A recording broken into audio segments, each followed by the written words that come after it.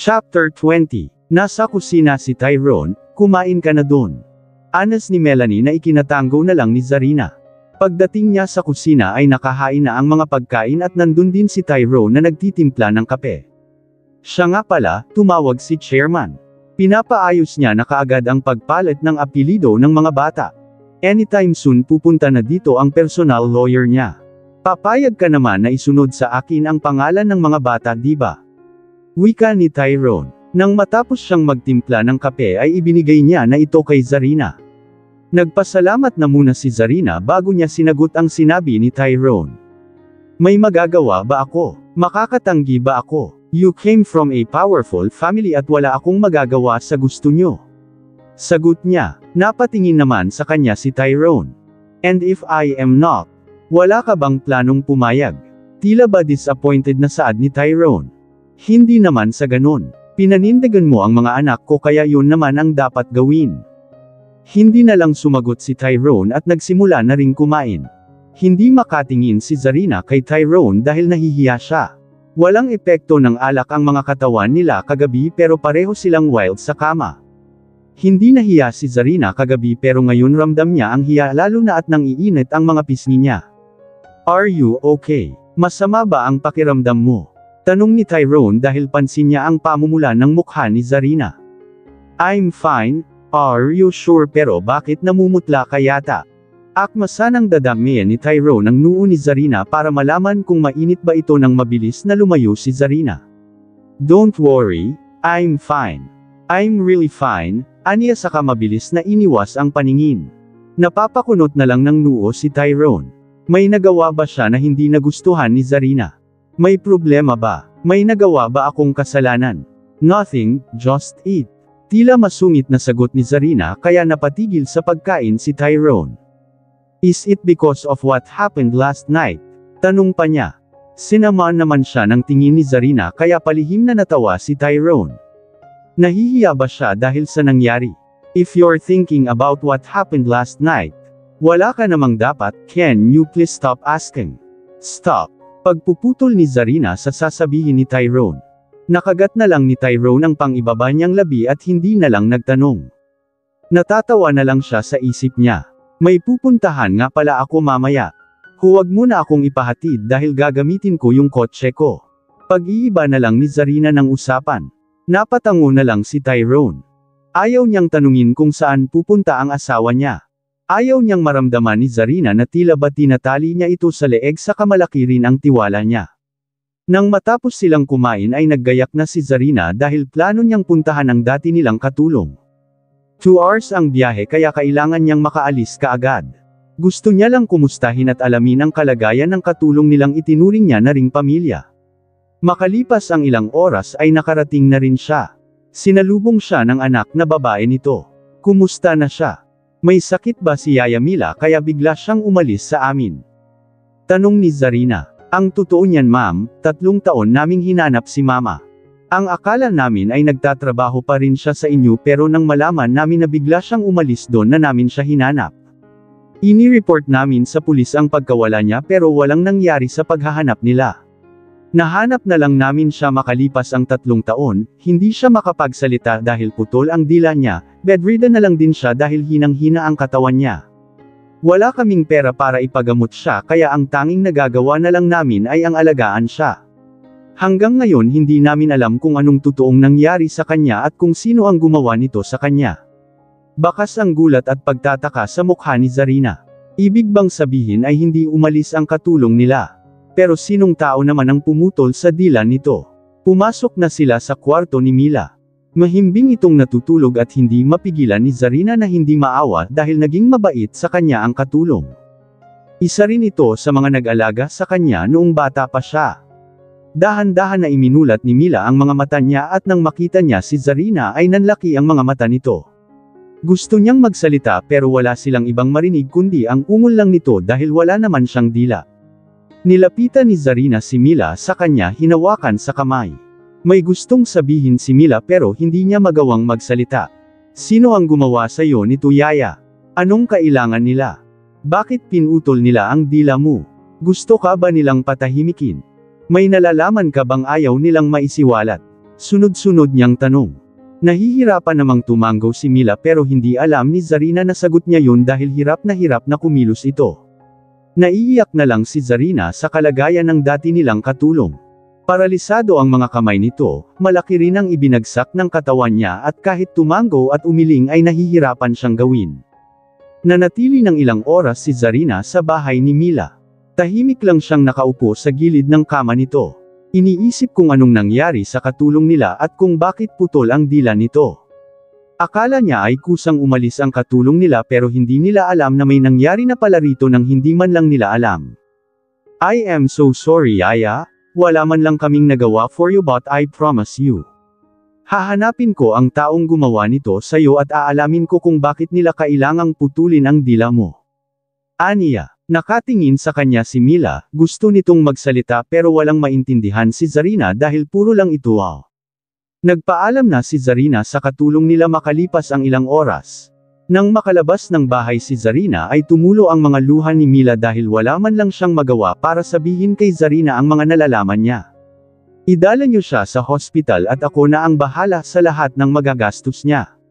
Hospital bills and medicines. Siya lang ang nakakaalam kung anong nangyari sa kanya at kung mapagamot natin siya baka sakaling gumaling pa siya at malaman natin kung anong nangyari at kung sino ang gumawa nito sa kanya.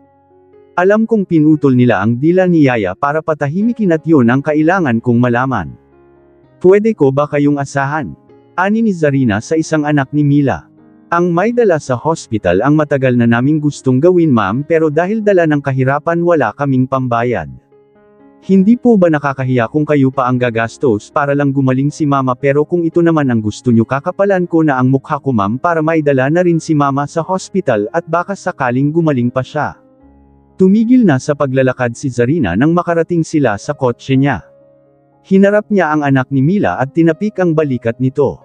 Give me your phone. Gusto kong sabihin mo sa akin ang kalagayan ng mama mo. Tawagan mo rin ako kapag may kailangan kayo. Ibinigay naman ni Riza ang cellphone niya kay Zarina. Inilagay ni Zarina ang number niya sa contact ni Riza sa kanya ito ibinalik. Maraming salamat po Ma'am Zarina. Mag-iingat po kayo sa pag-uwi nyo. Nagpaalam na si Zarina saka siya umalis. Inabot na siya ng dilim sa daan. Kanina pa naman tawag ng tawag si Tyrone pero hindi yun marinig ni Zarina naka-silent ang cellphone niya. Damn it! Where are you? Madilim na pero wala ka pa. Answer your phone, Zarina. Naiinis na usual ni Tyrone. Hindi niya mapigil ang hindi mag-alala dahil alam niya naman na may trauma si Zarina. Paano kung may makasalubong itong malaking truck habang nasa biyahe siya? Wala pa naman itong kasama at siya rin ang nagdadrive ng sasakyan. Inis na napasabunot si Tyrone sa buhok niya. Maraming beses niya nang tinawagan si Zarina pero hindi pa rin ito sumasagot. Are you okay, Dad? Tanong ni Riley nang mapansin niyang hindi mapakali ang daddy niya. Tipid namang ngumiti si Tyrone sa kanya hinaplos ang pisngi ng anak niya. I'm fine baby. Kumain na kayo mamaya kapag pinakain na kayo ng yaya nyo ha. Tatawagan ko lang ang mommy nyo kung nasaan na. Okay po, magalang namang sagot ni Riley saka siya bumalik sa kapatid niyang naglalaro sa sofa. Lumabas ng bahay si Tyrone at muling tinawagan si Zarina pero hindi pa rin ito sumasagot. Gusto niya sanang puntahan ito pero hindi niya alam kung saan niya ito pupuntahan. Patuloy pa rin sa pagmamaneho si Zarina. Nasa Metro Manila na siya pero may kalayuan pa sa bahay nila. Tiningnan niya ang oras at nang makita niyang mag-alas 7 na ay hinanap niya ang cellphone niya. Kinapakapa niya ito sa bag niya habang nananatiling nasa daanan ang mga mata niya. Nang hindi niya mahanap ang cellphone niya ay nilingan niya ang bag niya para hanapin ito. Palaipat-lipat ang tingin niya sa kalsada at sa bag niya. Nasaan na ba yun? Aniya sa sarili niya at muling tumingin sa bag niya. Habang hinahanap niya ang cellphone niya ay hindi niya napansin na nasa kabilang linya na siya.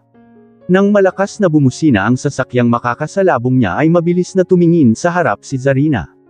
Nanlaki ang mga mata niya nang makita niya ang sasakyang makakasalubong niya. Nasilaw siya sa mataas na ilaw nito pero nagawa pa rin naman ni Zarina na kabigin ang manibela sa kanya tinapakan ang brake. Nontog ang noo ni Zarina sa manibela dahil sa biglaan niyang pagpreno. Mabilis ang tibok ng puso niya at nananatiling nakasubsob pa ang mukha niya sa manibela. Ramdam niya ang panginginig ng mga kamay niya lalo na nang marinig niya ang malakas na busina at ang nakakasilaw na ilaw nito.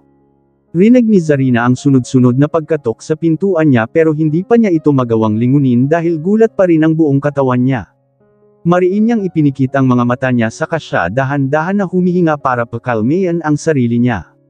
Narinig niya ang pagbasag sa bintana niya saka binuksan ang pintuan niya. "Miss, are you okay?" Tanong ng lalaki. Inangat naman na ni Zarina ang ulo niya dahil pamilyar sa kanya ang boses. Nagsalubong ang mga mata nila ni Owen. Kunot na ang noo ni Owen pero mas lalo itong kumunot nang makita niyang si Zarina ang babaeng muntik mabangga ng sasakyan. "Zarina." Pagkukumpirma niya pero hindi nagsalita si Zarina. Tulala lang itong nakatingin sa kanya.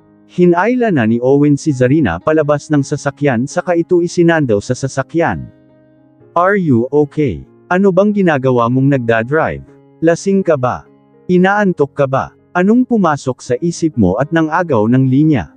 Tandang padamdam panipik. Hindi mapigil ang sigawan ni Owen si Zarina. Humugot naman ng malalim na buntong hininga si Zarina at tiningnan ang paligid niya. Wala namang nangyari sa kanya. Bakit ba palagi na lang may nangyayari sa kanya sa kalsada? "I'm fine," sagot niya pero mabilis pa rin ang tibok ng puso niya.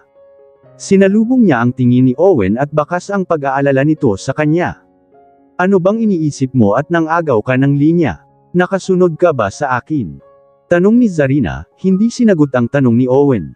"Ako yung nasa likod mo. Malay ko ba na ikaw pala ang nasa unahan ko? Saan ka ba galing? Saka bakit mag-isa ka lang?" Umiling lang si Zarina. Nang kumalma na ang buong sistema niya ay tumayo na siya ng tuwid. "Thank you for checking on me. Pasensya ka na rin kung naabala pa kita. Uuwi na ako." Akma na sanang sasakay si Zarina sa sasakyan niya nang pigilan siya ni Owen saka ito hinayla papunta sa sasakyan niya. "Ano bang ginagawa mo? Sinabi ko namang uuwi na ako." Inis na inalis ni Zarina ang pagkakahawak ni Owen sa kanya. "Gusto mo pa rin bang mag-drive pagkatapos ng muntik mangyari sa'yo? Ihahatid na kita. Ipapahatid ko na lang sa iba ang sasakyan mo." "I can drive." Makulit pa ring saad ni Zarina. "Ihahatid na kita. Huwag kang makulit dahil konsensya ko pa kapag may nangyari sa'yo." Sa pilitan ng isinakay ni Owen si Zarina sa sasakyan niya. Hindi na lang nagpumigla si Zarina. Nakapark ang sasakyan niya sa gilid ng kalsada at naiwan din ang susi nito sa loob. Nag-utos naman kaagad si Owen ng tao para kunin ang sasakyan ni Zarina. Tahimik lang si Zarina habang nasa biyahe sila. Nililangon naman siya paminsan-minsan ni Owen. "Saan ka ba talaga galing? Natutulog ka ba habang nagdadrive?" Pangbabasag ni Owen sa katahimikan nilang dalawa. "Hindi, hinahanap ko lang yung cellphone ko sa bag ko." Tipid niyang sagot. "Mabuti naman at nagawa mo pang kabijin ang manubela mo. Hindi ka naman siguro magpapakamatay dahil sa itsura mo kanina natakot kang makita si kamatayan." Tila nang aasar pang saad ni Owen. "Yeah, luckily." Sagot ni Zarina. Napapailing na lang si Owen sa kanya. "Saan ba kayo nakatira? Sabihin mo sa akin ang address nyo." Sinabi naman ni Zarina kung saan ang address nila at makalipas ang ilang minuto ay nakarating na sila sa subdivision ni Zarina. Nang mapansin naman ni Tyrone ang sasakyan na huminto sa tapat ng gate nila ay mabilis niyang pinuntahan ito pero alam niyang hindi yun sasakyan ni Zarina. Napakunot na lang siya ng noo nang makita niyang bumaba sa passenger seat si Zarina at lalong nagsalubong ang mga kilay niya nang makita niya si Owen. Bakit sila magkasama? Hindi maiwasang tanong ni Tyrone sa isip niya. Nilapitan niya silang dalawa at ipinakita niya kaagad ang inis niya kay Owen. "Bakit kayo magkasama? Nasaan na yung kotse mo?" Bakas ang inis at selos sa tinig ni Tyrone. Pagod naman na si Zarina para magpaliwanag pa. "Thank you again, Owen." Anas niya kay Owen. Tumanggo lang naman si Owen sa kanya. "Papasok na ako sa loob." Mahinang yuzel ni Zarina kay Tyrone. Hindi man lang sinagot ang tanong ni Tyrone at hindi man lang siya nagpaliwanag. Hinayaan ni Tyrone na pumasok na sa loob si Zarina dahil bakas na ang pagod nito sa mukha kaya si Owen ang hinarap niya. "Kayong dalawa ba ang magkasama buong maghapon? Saan kayo galing?" May diing tanong ni Tyrone. Nananatili namang kalmado si Owen. "Hindi, nakita ko lang siya sa daan."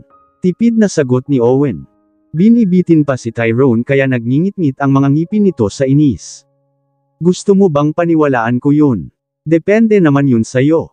Nang iinis pang sagot ni Owen. Naikuyom ni Tyrone ang kamao niya pero pinilit niyang kalmayan ang sarili niya. Natawa na lang si Owen dahil kitang-kita na ang inis sa mukha ng pinsan niya. Ang totoo ay muntik siyang ma-accident. Siya ang nasa unahan ko na sasakyan. Nang makita kong siya ang laman ng sasakyan, pinilit ko siyang ihatid na lang dahil baka kung ano pang mangyari sa kanya sa pag-uwi niya. Hindi ko rin alam kung anong nangyari, kung saan siya galing at kung bakit bigla siyang nangagaw ng linya. Mas mabuti pang tanungin mo na lang ang asawa mo. Aalis na ako. Blankong sagot na ni Owen saka sumakay na ito sa sasakyan niya. Salubong pa rin ang mga kilay ni Tyrone at sinundan na lang ng tingin ang sasakyan ng pinsan niya na papalayo na. Nang pumasok na siya sa loob ng bahay ay hinanap niya kaagad si Zarina. Tulala itong nakaupo sa sofa. Tumabi naman na si Tyrone sa kanya. Saan ka ba talaga galing? Bakit ginabi ka na? Hindi ka rin sumasagot sa mga tawag ko. Mahinahon na wika ni Tyrone. Humugot muna ng malalim na buntong hininga si Zarina bago siya sumagot. Pinuntahan ko lang ang address ng dati naming katulong. Gusto ko lang sana siyang kamustahin, 2 hours din kasi ang layo ng probinsya nila mula Manila. Bakit hindi mo sinabi sa akin para kinancel ko na lang muna ang lakad ko kanina para nasamahan kita? Seryosong tiningnan ni Zarina si Tyrone. Hindi pa rin mawala sa isip niya ang nangyari sa dati nilang katulong. Hindi talaga nawala si Yaya Mila. May taong nagtangka siyang patayin para patahimikin. Putol ang dila niya, paralisado ang mga kamay at bedridden siya. Malakas ang kutob ko na may nalalaman siya at sinubukan siyang patahimikin. Malaki ang tiwala niya kay Tyrone kaya sinabi niya na ito kaagad. Wala naman siyang alam na kakampi ngayon kundi si Tyrone lang. Sa anong krimen? Hindi naman nakasagot si Zarina. Siya lang ba ang nag-iisip na posibleng may nalalaman ang dati nilang katulong? Pinaniniwala niya lang ba ang sarili niya na baka sakaling may alam ang katulong nila sa nangyari sa kanyang ina? Napabuntong hininga na lang si Tyrone sa kanya hinawakan ang kamay ni Zarina. Alam kong umaasa ka na baka may makatulong sa'yo para malaman kung talaga bang aksidente ang nangyari sa inyo o sinadya kayong patayin pero huwag ka munang masyadong umasa dahil ikaw din ang masasaktan. Hinaplos ni Tyrone ang kamay ni Zarina. Tipid namang ngumiti si Zarina dahil may punto naman si Tyrone. Pero para sa katahimikan mo, aalamin natin lahat. Maglimbestiga tayo. Nagliwanag ang mukha ni Zarina sa sinabi ni Tyrone. Ramdam na ramdam niya talagang may kakampi siya dahil kay Tyrone. Nang matapos kumain si Zarina ay pumasok na siya sa kwarto niya kasama ang mga bata. Naabutan naman ng mga ito nagising pa ang mga bata. Hi mommy, hi daddy, masiglang bati ni Isabela. Naupo na si Zarina sa gilid ng kama, lumapit naman sa kanya ang mga bata. Matulog na kayo, good night. Ani ni Tyrone, daddy ayaw mo bang tumabi sa amin? Saad ni Isabela kaya nagkatinginan si Tyrone at Zarina. Oo nga po, daddy. Tumabi ka na sa amin para tabi-tabi po tayo matulog. Pagsang-ayon naman ni Riley. Nagdadalawang isip naman si Tyrone dahil hindi naman siya sigurado kung papayag ba si Zarina. Sa kwarto ko na lang ako matutulog mga anak. Sagot niya na ikinasimangot ng kambal. Aalis na sana siya nang magsalita si Zarina. Sige na, tumabi ka na sa amin. Wika nito kaya nilingon siya kaagad ni Tyrone pero umiwas na ito kaagad. You heard mommy, right daddy? Tumabi ka na po sa kanya. Masayang saad ni Isabela na ikinalaki ng mga mata ni Zarina. Pumayag siyang matulog si Tyrone kasama nila dahil sa pag-aakalang sa magkabilang dulo sila hihiga. Wala nang nagawa si Zarina nang tumabi na si Tyrone. Napalunok na lang siya at biglang nang init ang mga pisngi niya nang magdikit ang mga balat nila. Maraming beses nang may nangyari sa kanila pero bakit nahihiya pa rin siya hanggang ngayon? Masayang masaya naman ang kambal. Unti-unti naman nang nawawala ang mga takot nila lalo na at kasama na nila ang mga magulang nila. Are you okay? Nahihiya ka pa rin ba sa akin? Mahinang bulong ni Tyrone. Nagtayuan naman ang mga balahibo ni Zarina dahil nakiliti siya sa tenga. Of course not, pagsisinungaling niya. Napasinghap na lang siya nang yakapin siya ni Tyrone saka isiniksik pa nito ang mukha niya kay Zarina. Napapalunok na lang si Zarina pero tipid ding ngumiti. Biglang nawala sa isip niya ang mga alalahanin niya. Papasok na sana si Zarina ng kumpanya nang makita niya si Owen na papalabas. Hinintay na muna ni Zarina na makaalis si Tyrone. Nang masiguro niyang nakalayo na ito ay sa kanya sinundan si Owen. Pumasok ito sa coffee shop na katabi lang ng kumpanya. Hindi man lang siya nakapagpasalamat ng maayos kagabi.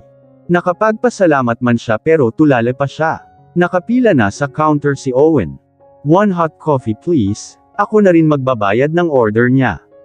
Pagtutukoy niya kay Owen. Nilingan naman siya ni Owen. Nang magsalubong ang mga mata nila ay nginitian siya ni Zarina. "Alam kong kulang pa yan para pasalamatan ka.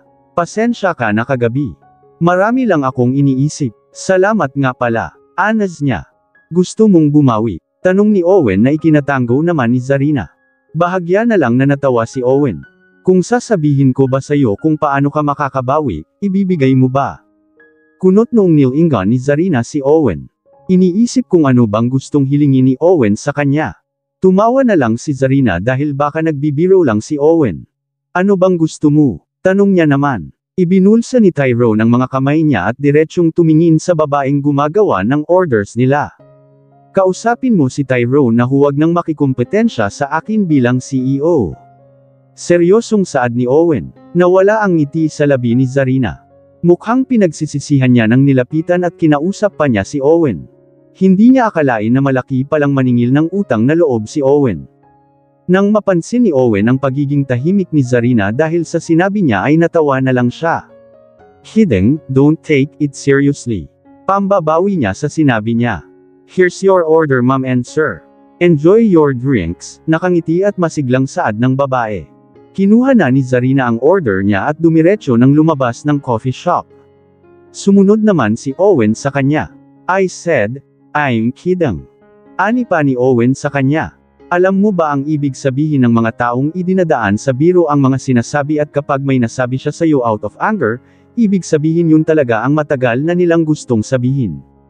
You want to be CEO. You want to be proud of yourself.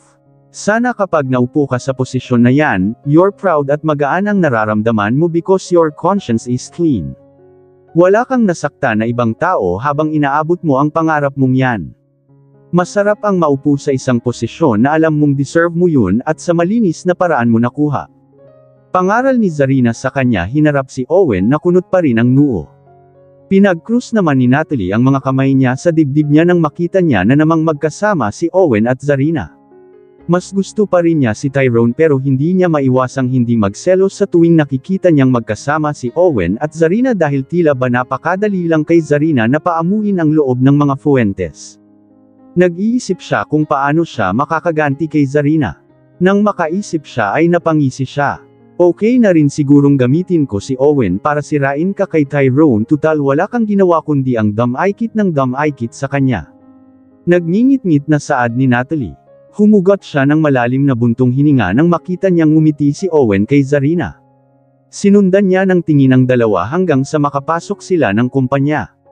Pumunta na rin si Natalie sa office niya at naabutan niya namang nakaupo ang kanyang ina sa swivel chair niya. Ibinaba niya ang bag niya sa kanya, inalis ang heels niya at nagpalit ng flat na sandals. "What are you doing here? Sabay lang tayong umalis ng bahay mom. May sasabihin ka ba?" Walang gana niyang wika. Tumayo naman si Natalia saka siya humarap sa malaking bintana. "Bukas na i-announce ng daddy mo sa harap ng mga BOD ang bagong magiging director ng kumpanya at hanggang ngayon wala ka pa ring ginagawa. Masyado kang nakafocus kay Tyrone at Owen.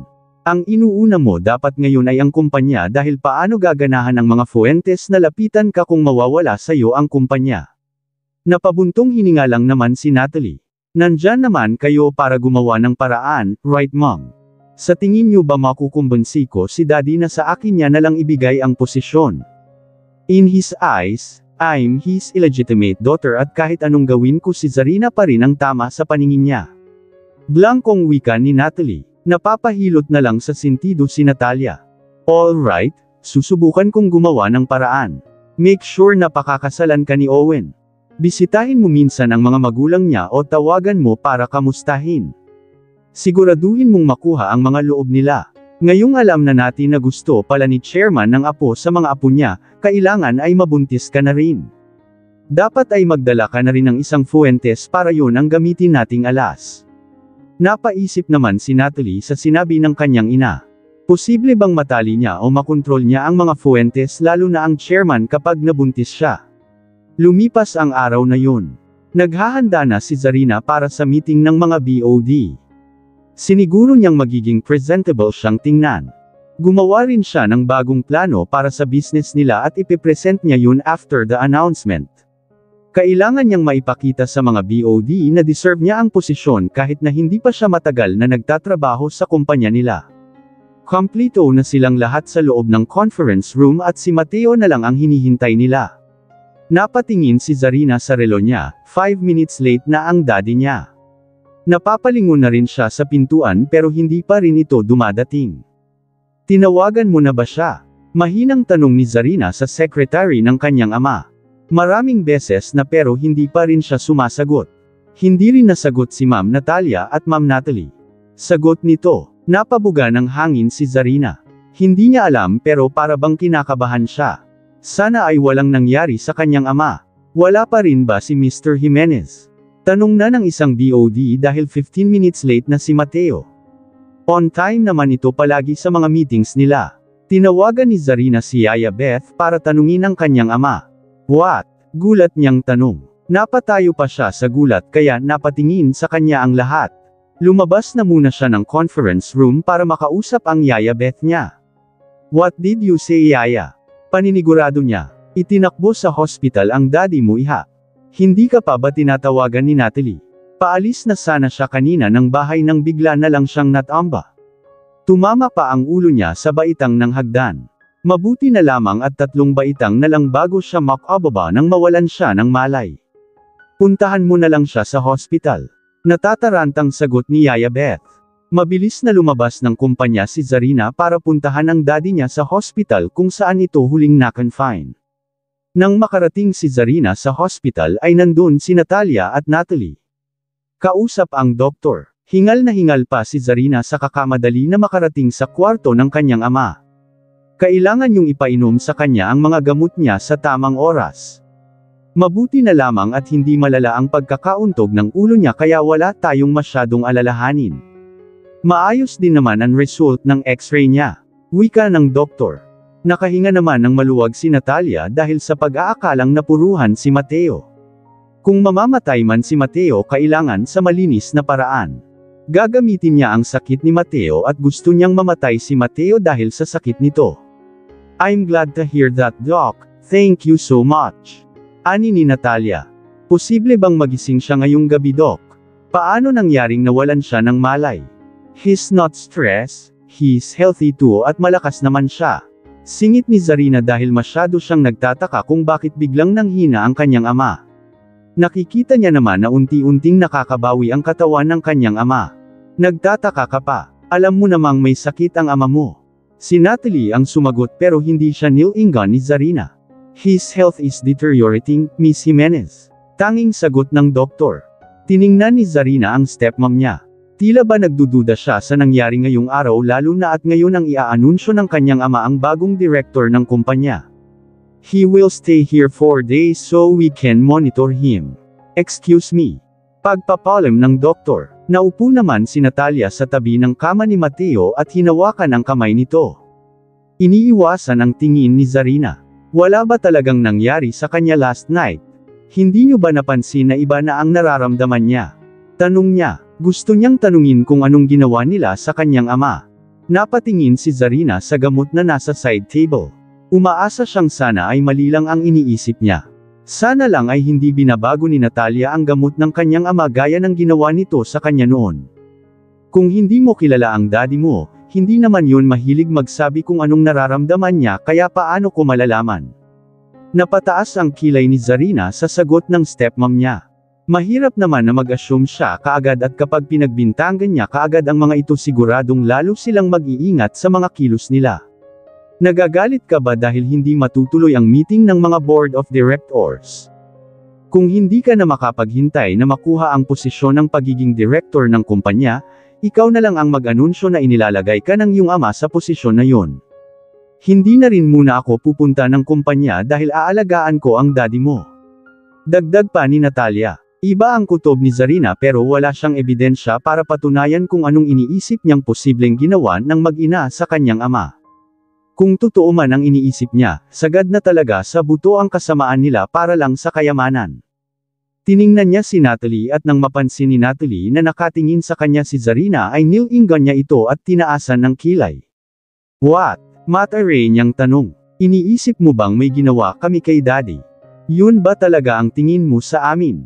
Aniya pa, hindi na lang nagsalita si Zarina. Wala naman siyang ebidensya. Minsan pa niyang tiningnan ang kanyang ama bago siya lumabas ng kwarto. I will make sure na malalaman ko ang lahat ng ginagawa niyo. Oras na napatunayan kung may pinapainom kayong gamot sa kanya, gagapang kayo at magmamakaawa. Pagsisisihan yung nagawa niyo ito sa kanya. Mahina niyang wika bago siya tuluyang lumabas ng hospital. Samantala naman, masama ang tingin ni Owen kay Tyrone dahil mula sa pagiging empleyado lang nito sa kumpanya ngayon ay may posisyon na. Hilaw na lang siya na natawa. Ginagamit ba ni Tyrone ang mga anak niya para mapalapit sa lolo nila? Hindi pa man natatapos ang meeting nila nang nauna nang lumabas ng conference room si Owen. Dumiretso siya sa office niya saka siya naglagay ng alak sa baso. Mahigpit niyang hinawakan ang baso nang matapos niyang inumin ang laman nitong alak. Papanoorin mo na lang ba talaga na inaagaw na sayo ng pinsan mo ang posisyon na gusto mo? Saad ng ama ni Owen sa kanya. Hindi naman hinarap ni Owen ang kanyang ama. Muli siyang nagsali ng alak sa baso niya at ininom yun. Kung nagagamit ni Tyrone ang mga anak niya laban kay Chairman, tama ba talagang tinulungan pa ni Owen si Zarina para malaman nila ang totoo? Wala ka bang gagawin? Tanong pa ng kanyang ama. Nang maalala naman ni Owen ang mga sinabi ni Zarina sa kanya ay kumalma ang isip niya. May punto naman si Zarina. Gusto niya ba talagang makuha ang posisyon ng pagiging CEO kapalit ng pagdanak ng dugo? Humugot siya ng malalim na buntong hininga sa kanya, hinarap ang kanyang ama at bahagya itong nginitian. I want to get the position because I deserve it. Don't worry, someday I will make you proud. Aniya na ikiniling at ikinatawa na lang ng kanyang ama. Bakit hindi mo nalang pakasalan si Natalie? Alam mo namang malaki rin ang maitutulong ng pamilya nila sa atin. Suhestyon pa ng kanyang ama. Nagsalubong naman ang mga kilay ni Owen. Wala ba talaga kayong tiwala sa akin? Kailangan ko pa ba talaga ng ibang pamilya para lang maabot ko ang pangarap ko? I don't need to marry her. I don't like her so don't force me to marry her. Nagbago na ang isip ko. Wala akong pakakasalan na babae because of business. Hayaan niyo naman akong sumaya dahil ang pagpapakasal ay lifetime commitment yan. I'm sorry Dad, excuse me. Seryoso niyang wika na ikinakunot ng noo ng kanyang ama. Is he serious? Alam naman nilang posibleng ibigay ni Chairman ang posisyon kay Tyrone kahit nagago ito sa paningin ni Chairman. Kailan pa naging malinis ang konsensya ng anak niya? Abalang kumakain sa pantry si Tyrone nang lapitan siya ni Owen na may dala ring pagkain. Silang dalawa lang ang laman ng pantry dahil hiwalay ang pantry at kantin ng mga empleyado. Patuloy pa ring kumakain si Tyrone at hindi tiningnan si Owen na naupo na sa harapan niya. Sa pagkakaalam ko ay dalawa lang tayo na nandito. Marami namang available table dyan. We're not close para sumabay ka sa akin na kumain. Blankong wika ni Tyrone. Ngumisi lang naman si Owen sa kanya. You're still mad at me. Kalaban ang tingin mo sa akin. Ano sa tingin mo ang gusto mong isipin ko? Do you want us to pretend to be close for a while? Walang tao rito kundi tayong dalawa lang for you to do that. Masungit pa ring wika ni Tyrone. Bahagya namang natawa si Owen kaya kunot-noo siyang tiningnan ni Tyrone. Ano bang nakakatawa? May tama ba ngayon sa ulo ang pinsan niya? Dalawa lang silang magpinsan pero kalaban pa ang tingin nila sa isa't isa ng dahil lang sa kumpanya. You're lucky to have a wife like Zarina. Ang hirap talaga kalaban ng mga taong swerte no. Yung mga taong pinagpala ng langit. Nagagamit mo ngayon ang mga anak mong bigla na lang lumitaw para makuha ng walang kahirap-hirap ang kumpanya. You're such a lucky man. Nakangising saad ni Owen kaya lalong nagsalubong ang mga kilay ni Tyrone. Late na siya kumain ng tanghalian at kanina pa siya nagugutom pero dahil sa pinsan niya, nawawalan tuloy siya ng gana. Si Tyrone naman ang ngumisi ngayon. Iniisip mo bang ginagamit ko ang mga anak ko para lang mapalapit kay Chairman? Hilaw na natawa si Tyrone dahil sa iniisip ni Owen. Hindi mo ako katulad na gagamitin ang kahinaan ng ibang tao para lang maging bida sa paningin ng iba. Pwede bang lumayo-layo ka sa akin? Nakakawalang gana yang pagmumukha mo. Akma na sanang aalis si Tyrone nang magsalita si Owen na ikinahigpit ng pagkakahawak ni Tyrone sa pinggan niya. Alam mo kung anong ikinaiinggit ko sa'yo. That is having Zarina as your wife. Naging asawa mo lang naman siya because of business pero ngayon I can see that you're in love with her now. You're so lucky, isn't it? Seryosong saad ni Owen. Napaigting ang panga ni Tyrone sa kanya, tinignan ang pinsan niya na nakafocus ang paningin sa pagkain habang ngumunguya na tila ba wala lang sa kanya ang sinabi niya. What did you say? May diing tanong ni Tyrone kahit na mas malinaw pa sa tubig ang narinig niya. Ngumisi lang naman si Owen. Ramdam niya ang inis at galit ng pinsan niya. Alam niya ring nagpipigil lang ito at pilit na kinakalma ang sarili. Do I need to repeat it? Mapanghamong wika ni Owen. Do you like my wife? Naiinis na talagang saad ni Tyrone. Inangat ni Owen ang ulo niya para salubungin ang mga mata ni Tyrone na nanlilisik na at nag-aapoy sa galit. Tumayo naman na si Owen at tanging ngiti lang ang isinagot nito bago umalis. Nagngit-ngit ang mga ngipin ni Tyrone at masama ang tingin niya na nakasunod kay Owen. Humugot ng malalim na buntong hininga si Tyrone para pakalmayan ang sarili niya. Malaki naman ang tiwala niya kay Zarina dahil hindi ito katulad ng ibang babae na mabilis makuha pero wala siyang tiwala sa pinsan niya. Nagtatalo na sila para sa posisyon ng pagiging CEO pati ba naman asawa niya gustong agawin sa kanya ng pinsan niya. Pabalik na sana si Owen sa office niya nang makita niya si Natalie. Nakangiti ito sa kanya kaya kunot-no niya lang itong tiningnan. Anong ginagawa niya dito? Usual ni Owen sa sarili niya. Hindi niya na lang sana pagtutuunan ng pansin si Natalie nang tawagin siya nito kaya wala siyang nagawa kundi ang muling tingnan ito. Lakad takbo si Natalie para makalapit kaagad kay Owen. What do you need? Seryosong tanong ni Owen kaya napangusi si Natalie. Ang sanggit mo naman, hindi ko ba pwedeng bisitahin ang fiancé ko rito? Ikakasal naman na tayong dalawa kaya mas gusto kong makilala pa natin ang isa't isa para naman kapag nagsama na tayo sa iisang bahay hindi tayo mahirapan na mag-adjust sa isa't isa, di ba? Masaya pang saad ni Natalie. Nang dumaan si Tyrone ay napalingon si Natalie sa kanya. Natawa at napailing na lang si Owen nang makita niya ang kumikislap na mga mata ni Natalie habang nakatingin kay Tyrone na hindi man lang siya sinulyapan. Hindi natin kailangang mag-adjust sa isa't isa, Natalie. Anas ni Owen kaya napalingon na si Natalie sa kanya. You're right anyway, I think we're both. Walang kasal na mangyayari so you're just wasting your time. Pagpuputol ni Owen sa sasabihin ni Natalie. Nawala naman ang mga ngiti sa labi ni Natalie. What did you say? Ulit niyang tanong. Bamantong hininga naman si Owen dahil malinaw niya namang nasabi ang gusto niyang sabihin. Bakit pa nga ba niya patatigilan kung actress lang din naman siya sa kasal? Hindi ko na kailangang ulitin pa, I'm sorry Natalie. Ang mommy mo lang naman ang lumapit sa mga magulang ko to marry you but I don't want to marry you. Ayaw kong isali ang personal kong buhay for business, malakas na sinampal ni Natalie si Owen at dahil nakikita sila ng mga empleyado kanya-kanyang bulungan na sila. Nahihiya na si Natalie dahil sa pangbabasted na ginawa sa kanya ni Owen. Do you really need to say it in public? Saan mo pa ba gustong sabihin ko ang tungkol dito?